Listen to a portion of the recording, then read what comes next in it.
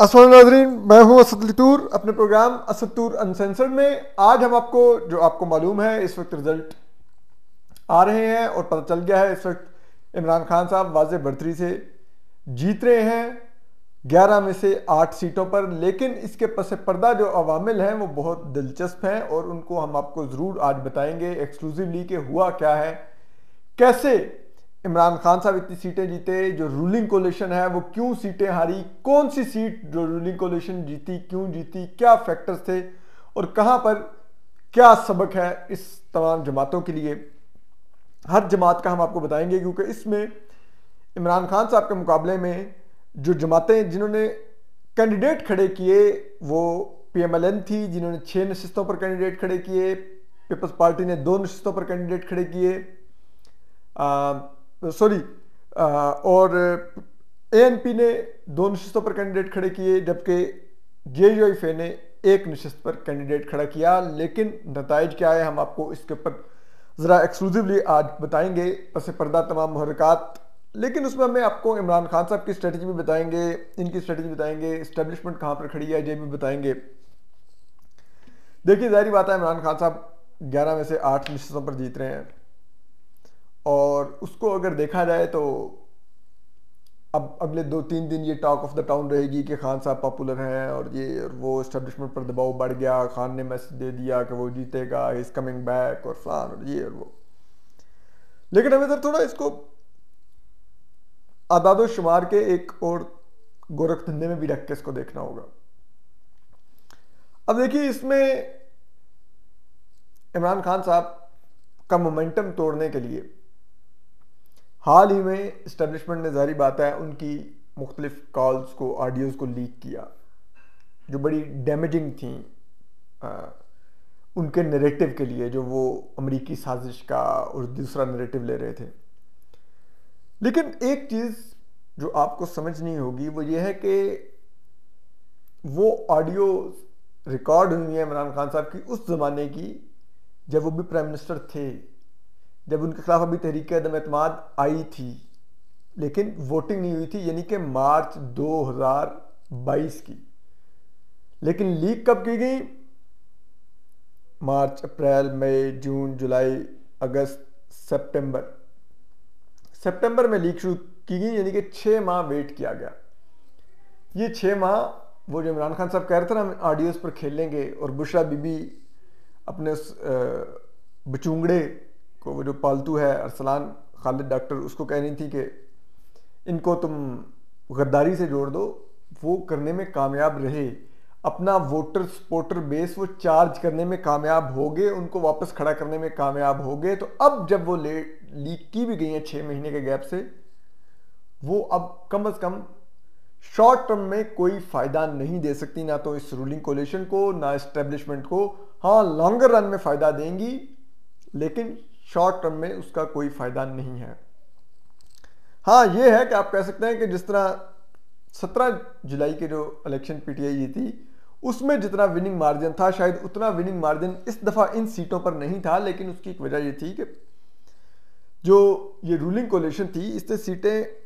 Mark करके resign accept किए थे कि यहाँ पर PTI कम मार्जिन से जीती थी, तो हमारे जो कैंडिडेट हैं बाय इलेक्शन में मैनूवर करके जीत सकेंगे। लेकिन हुआ क्या? हुआ ये कि PTI की 2 नशिस्तें जिन पर इस वक्त पीपल्स पार्टी इलेक्शन लड़ रही थी, उसके मुकाबले में एक मुल्तान की NA 157 जहां पर अली मूसा गिलानी, साबिक वज़ीर-ए-आज़म यूसुफ रज़ा गिलानी के साहबजादे, वो इलेक्शन लड़ रहे थे। PTI के साबिक फॉरेन मिनिस्टर और वाइस चेयरमैन शाह महमूद कुरैशी की साहबजादी महर बानो कुरैशी साहिबा के मुकाबले में वो नशिस्त PTI से छीन ली है अली मूसा गिलानी ने एक बड़े मार्जिन से। यहां पर आप कह सकते हैं कि पीपल्स पार्टी ने एक बड़ा, जिसे कहते हैं, एक मैसेज दिया है कि वो कम से कम साउथ पंजाब में गेम में इन है। लेकिन उसमें भी ये 2 गद्दियों की लड़ाई भी थी, 2 पीरों की लड़ाई भी थी, एक कुरैशी खानदान की गद्दी और एक गिलानी खानदान की गद्दी। तो गिलानी खानदान की गद्दी ने कुरैशी खानदान की गद्दी उल्टा दी। लेकिन आपको यह भी देखना होगा कि अली मूसा गिलानी साहब 30,000 वोटों के फर्क से जीते हैं, जो जाहिर करता है कि उनकी मेहनत रंग लाई है, उन्होंने अच्छी मेहनत की और उसका फल उन्होंने खाया है। दूसरी तरफ जो पीपल्स पार्टी दूसरी जो सीट पर कंटेस्ट करी थी वो मलीर NA 237 की सीट थी। वहां पर अब फाइनली अब्दुल हकीम बलोच साहब जो पीपल्स पार्टी के कैंडिडेट हैं वो अब लीड ले गए हैं इमरान खान साहब के ऊपर। वहां पर वो बरह रास्त इमरान खान से लड़ रहे थे। मुल्तान वाली सीट पर अली मूसा गिलानी के मुकाबले में इमरान खान नहीं थे, लेकिन जो मलीर की सीट थी वहां पर इमरान खान साहब कंटेस्ट कर रहे थे खुद। लेकिन उसके लिए जरा ये बताते हैं कि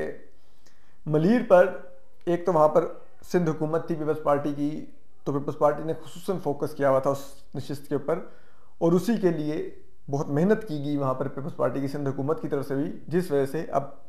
पीपल्स पार्टी वो नशिस्त जीत रही है। पंजाब में पीपल्स पार्टी की हुकूमत नहीं थी बल्कि PTI की हुकूमत थी। उसके बावजूद पंजाब से जो अली मूसा गिलानी नशिस्त जीते हैं, PTI के होम ग्राउंड से जीते हैं, जाके PTI की हुकूमत थी, वो एक बड़ी सिग्निफिकेंट बात है अगर पीपल्स पार्टी के पर्सपेक्टिव से देखी जाए। एक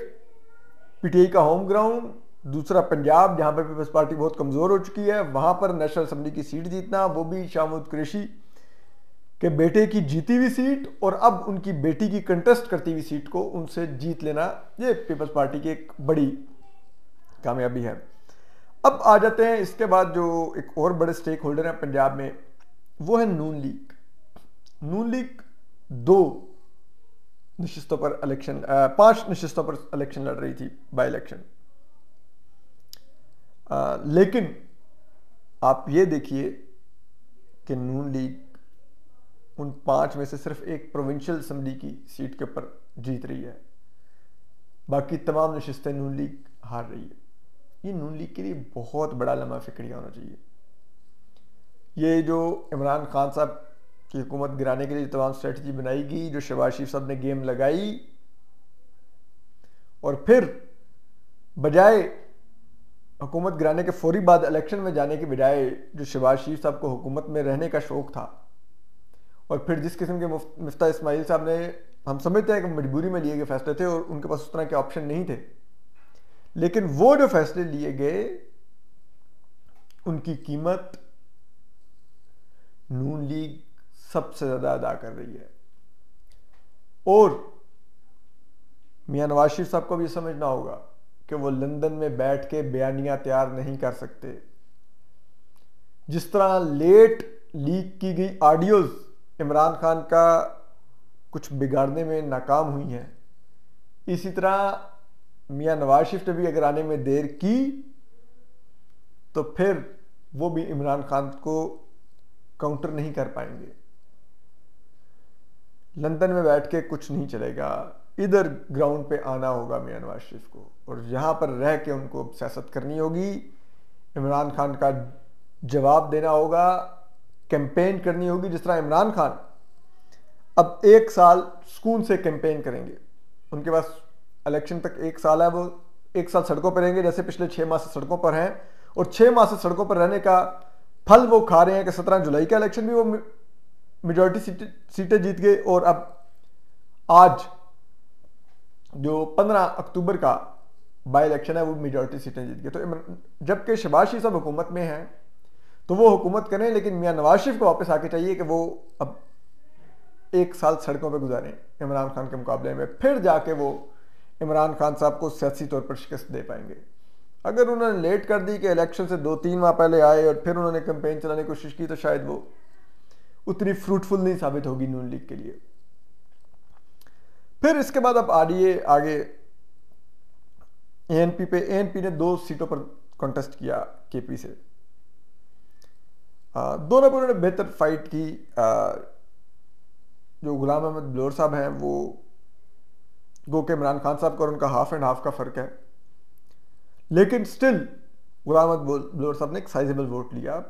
25-30 हज़ार वोट लिया। इसके मुकाबले में एमल वली खान साहब जो ANP के सरबराह के साहबजादे हैं, वली खान साहब के, और अब जो ANP के सरबराह भी हैं एमल वली खान साहब, उन्होंने 4 सद्दा में काफ़ी फाइट की, लेकिन अल्टीमेटली इमरान खान साहब 2-3 हज़ार के फ़र्क से उनसे जीत रहे हैं। फिर आप आ जाए JUI फे,